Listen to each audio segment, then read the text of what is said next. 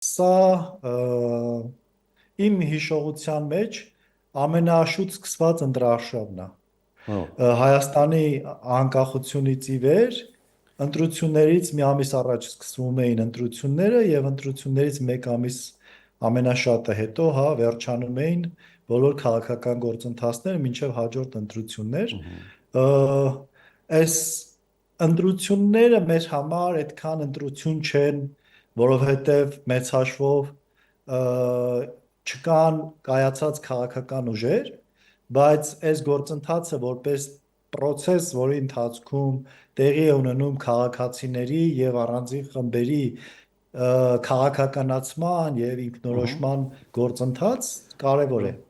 Հա, եկանք կարևոր հանգամանքի, ներքևում ինչ-որ բան է տեղի ունենում անոմալ։ Այո։ Հա։ Միանշանակ, այո, ես կարծում եմ քաղաքացիների